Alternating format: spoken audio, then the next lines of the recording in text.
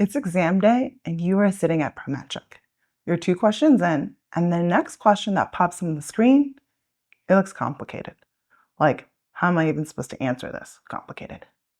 But instead of panicking, you sit back and smile because you know exactly what to do. In this video, we're going to walk through 3 of the toughest problems you might get on the CFP exam. You'll learn how to spot them fast, how to solve them under pressure, and how to avoid wasting time when it matters most. Now, to get the most out of this video, I recommend you pause after each question and try to solve it yourself. Even if you get it wrong, that gap between what you thought and what's correct, that's where the learning actually happens. So grab a pencil and engage your brain like it's exam day. Let's start with question number 1. Your client wants to start saving for their 5-year-old's college education. State school currently costs $20,000 per year and is expected to grow by 3.5% each year. The parents expect that they can achieve a 7% return on investments. How much do they need to set aside at the end of each year to be able to fund 4 years of college? Hit pause and give it a go. You ready? So this, my friends, is the dreaded 3-step education funding question, a close cousin of the 3-step retirement funding question. Now, before your heart starts spinning with calculator settings and FB, PV, PMT, let's stop and think about this like normal people. If you were saving for your kid's future college, you're probably asking yourself, what will college actually cost when my kid enrolls? How much do I need in the bank when college starts? And how much does that mean I need to save each year? Now, let's translate that into finance speak. What will college cost when my kid is 18 years old? It might cost $20,000 today, but we all know that the cost of college is growing. So if my kid is not in school for another 13 years, college is going to cost significantly more than it does now. How much will it cost? Well, we know today's cost, PV, and the price of college rises each year at rate I, and we also know the number of years that it's going to need to grow, N. What do we solve for? FV, the future value of tuition. Great, so step 1 done, but that's just 1 year of college. How much do I need to cover 4 years of college? Well, if we were normal people, we would just take that number and multiply it by 4. But we are not normal people. We are professionals, damn it. So our answer is a little more refined. The annual tuition from the last step is now payment. We know that college is going to have 4 years, so that's N of 4. And during those 4 years, the cost of college will continue to rise. But we will continue to make returns on the money we've saved.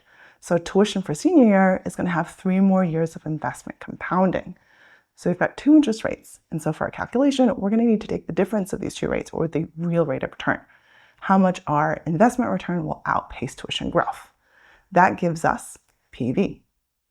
In the final step, we just calculate how much money we need at age 18. How much do we need to save between now and then? That means our last step's answer is now our FV, future value. And we know that there's N years between now and when they turn 18. And we know that I, the expected rate of return of our investments, so the calculator tells us PMT, the annual savings rate. Ta-da, problem solved. Now, there's a couple of things I want to point out here. The first is that, as you can see, each step of our process gives us a value that we then use for the next step. But it's not like FV in step 1 becomes FV in step 2. No. FV in step 1 becomes payment of step 2, and PV in step 2 becomes FV in step 3. That is why it's so important to know the logic or the story we just worked through. The second thing you'll notice is that interest rate is different for each step. Now, at any given point in time in our timeline, there are 2 interest rates going, right? The cost of college is increasing and our money is earning more money. However, depending on which step we're on, we might want to focus on different interest rates. In step 1, we just want to focus on how the cost of college is growing. In step 2, we care about both the rising cost of college as well as the return on our investments. And in step 3, we're going back to the pre-college years, but this time we're focused just on the growth of our investments. So in total, we're going to account for both types of interest, pre-college and post-college, but we're focused on different portions at each step. Finally, let's talk about end and begin mode. In step 1, we're using end mode because we want to know how much the cost will be at the end of our savings years. In step 2, we use begin because we want to know how much we need at the beginning of college years. And finally, for step 3, well, the mode we pick depends on the information in the question. Are the parents depositing money at the end or at the beginning of each year?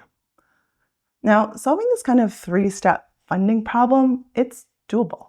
And hopefully things have clicked for you if they hadn't before. But here's the thing. In the middle of the exam, this kind of question can eat up a lot of time.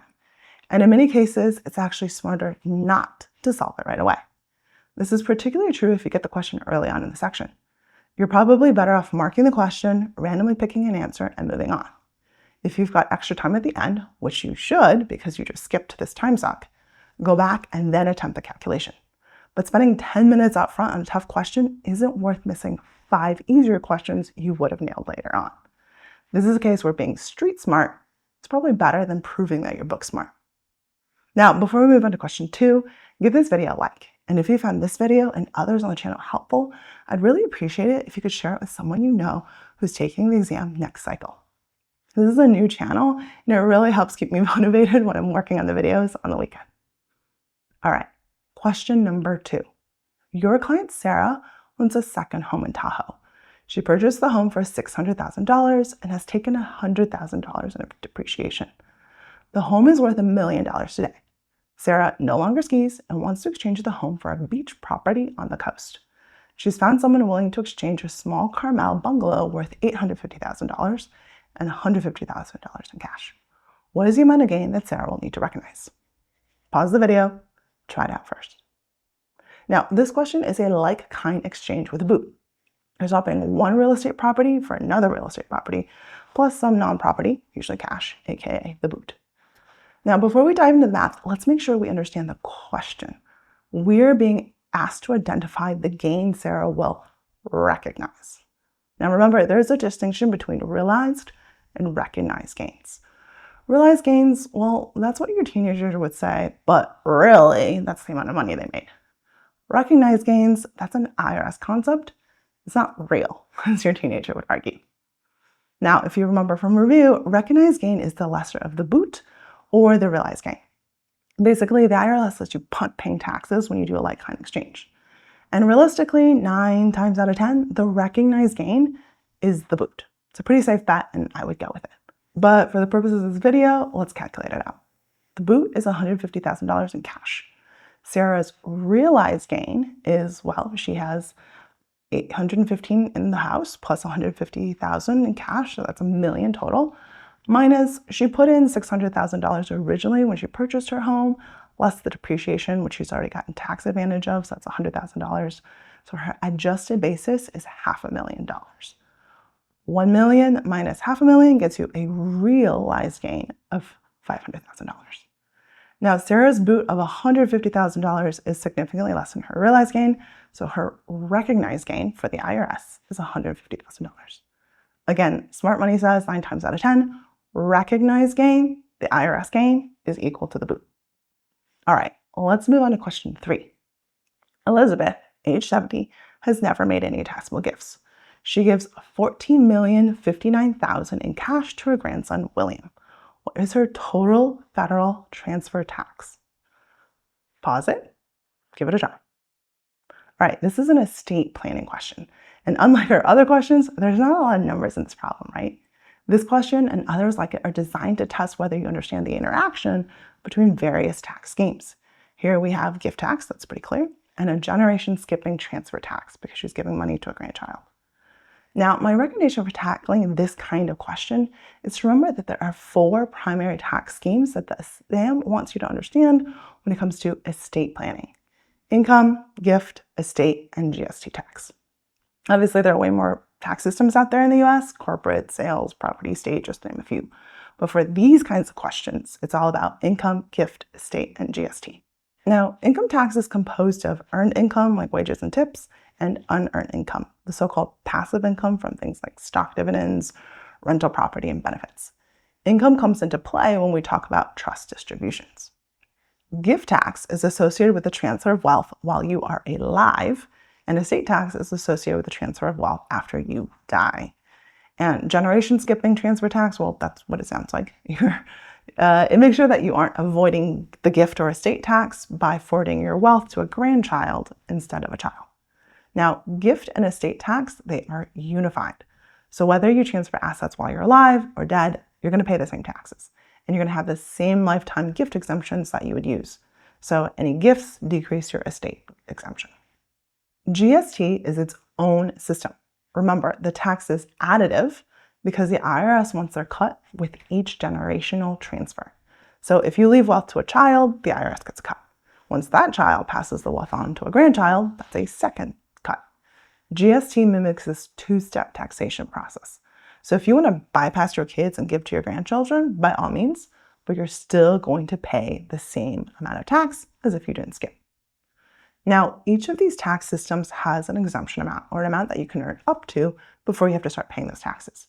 For income tax, that's what the standard and itemized deductions do.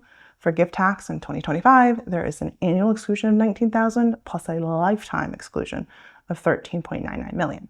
This is unified with estate. So combined between what you give when you're alive and when you die, you can transfer up to $13.99 million tax-free.